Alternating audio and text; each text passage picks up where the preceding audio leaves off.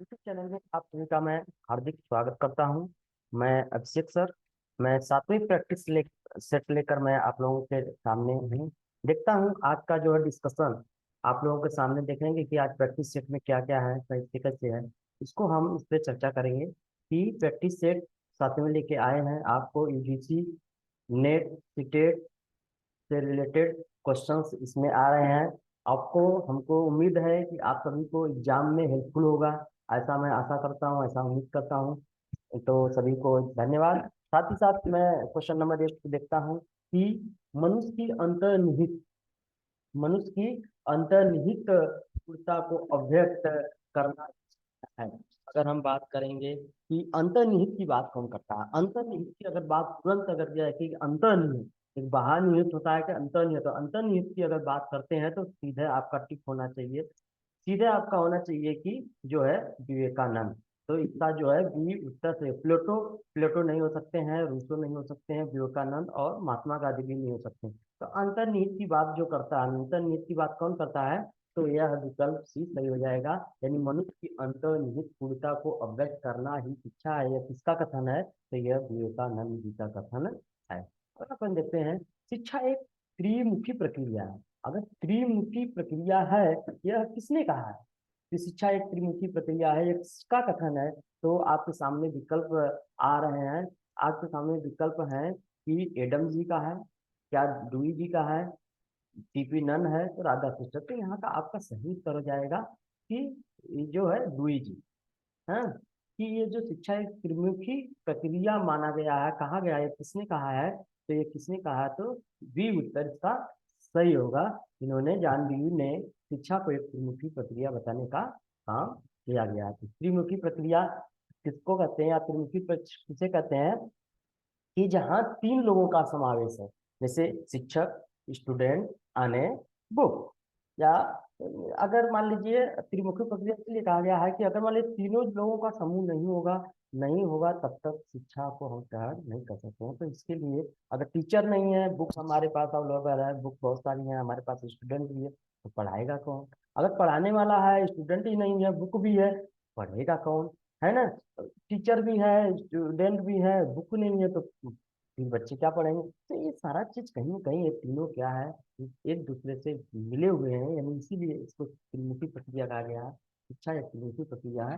ये किसका कहना है, तो आपको तुरंत मारिए जान देवी जी कहते हैं कि शिक्षा को त्रिमुखी प्रक्रिया माना गया है। तो टीपी ननन नहीं हो सकता है, राधा कृष्ण अंदर नहीं हो सकते हैं। तो उत्तर क्या हो जाएगा, बी उत्तर सही हो जाएगा। आपकी स्क्रीन पे दिख रहा है कि पुस्तकीय ज्ञान से कार्य नहीं चलेगा। यहाँ लिखा है कि पुस्तकीय, अगर पुस्तक के द्वारा ही अगर आप पढ़ के महान बन जाओ, ऐसा नहीं चलेगा। हम ऐसे शिक्षा की आवश्यकता है, ऐसे शिक्षा की आवश्यकता जिससे कोई व्यक्ति अपने पैरों पर खड़ा हो सके। यह कथन किसका है, यानी अगर हम बात करें पुस्तकीय ज्ञान से कार्य नहीं चलेगा, हमें ऐसी शिक्षा की आवश्यकता है जिससे कोई व्यक्ति अपने पैरों पर खड़ा हो सके, तो यह कथन किसका है, महात्मा गांधी का है। ये कथन किसका है, तो महात्मा गांधी का है, विवेकानंद का है, रविन्द्रनाथ टैगोर का है, महर्षि दयानंद सरस्वती का है। तो यहाँ उत्तर हो जाएगा बी। ये जो बात कही जा रही है कि पैरों पर खड़ा होने के बाद हमारे विवेकानंद जी कहते हैं कि व्यक्ति जब सीखना ही, शिक्षा जब सीख रहा है तो सीख लेना ही नहीं, सीख के वो अपने पैरों पर खड़ा हो, अपने पे हर चीज करने का ढंग हो जा उसको। तो उस तरह से अगर हम तैयार करें तो ये कथन किसका है, तो विवेकानंद जी का है। और विवेकानंद जी कहते हैं तो ठीक ज्ञान से कार्य नहीं चलेगा, हम ऐसे शिक्षक की आवश्यकता है जिससे कोई व्यक्ति अपने पैरों पर खड़ा हो सके। अगला नेक्स्ट क्वेश्चन देखते हैं। आपके स्क्रीन पे दिख रहा है फोर्थ। फोर्थ क्वेश्चन है, शिक्षा के चारित्रिक विकास के उद्देश्य के समर्थक, यानी शिक्षा के चारित्रिक करेक्टेक्स डेवलपमेंट की जो उद्देश्य है उसके समर्थ कौन देते हैं।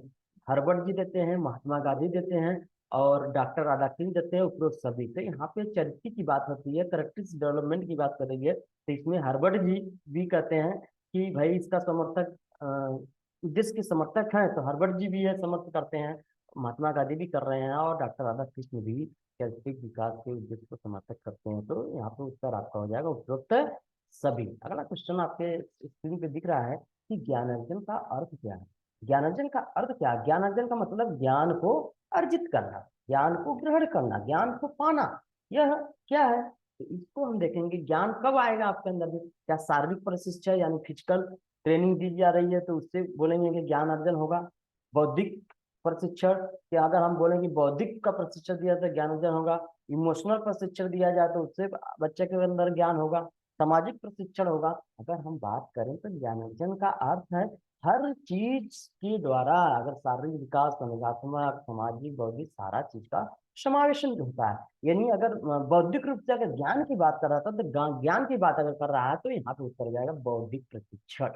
यानी बौद्धिक प्रशिक्षण हम बच्चे को देंगे तब जाके उसको जो है ज्ञान का अर्जन होगा। यानी यहाँ पे विकल्प भी सही हो जाएगा, बौद्धिक प्रशिक्षण। अगला प्रश्न देखते हैं, शिक्षा के व्यक्तित्व के उद्देश्य का क्या है। शिक्षा के जो व्यक्तित्व है, ठीक है, एजुकेशनल पर्सनालिटी के जो पर्पज की मीनिंग की बात कर रहा है कि शिक्षा के व्यक्तित्व के उद्देश्य का क्या है। वो अपनी आत्मा का उत्थान करना, ऐसा कह रहा है कि जो व्यक्तित्व का उद्देश्य का अर्थ है वो अपनी आत्मा का उत्थान करने की बात कर रहा है, अपने अवकाश काल का सदुपयोग करने की बात कर रहा है, खूब बोलने की क्षमता का विकास कर रहा है, अपनी शक्तियों के द्वारा, अपनी योग्यताओं के द्वारा अपनी क्षमताओं का विकास करना। ये व्यक्तित्व का मुख्य उद्देश्य क्या है। मुख्य उद्देश्य यह कहता है कि अपनी शक्तियों के द्वारा, अपनी योग्यताओं के द्वारा, अपनी क्षमताओं के द्वारा क्या करना, विकास करना, वही उसका अर्थ है। यहाँ पर उत्तर आपका डी सही हो जाएगा। आपका उत्तर डी जो है सही है कि शिक्षा के व्यक्ति के उद्देश्य का क्या अर्थ है, तो अपनी आत्मा अपनी शक्तियों का, अपनी योग्यताओं का, अपनी क्षमताओं का विकास करना ही उसके उद्देश्य का अर्थ है। चलिए, ठीक है, थैंक यू सो मच। सभी लोगों ने वीडियो देखा इसके लिए बहुत बहुत धन्यवाद। अगर आपको वीडियो अच्छी लगती है तो लाइक करें, शेयर करें, सब्सक्राइब करें। यह ज़्यादा से ज़्यादा जो है लोगों के पास भेजें ताकि वो एग्जाम में उनको महत्वपूर्ण रूप से बेनिफिट मिल सके। Thank you so much.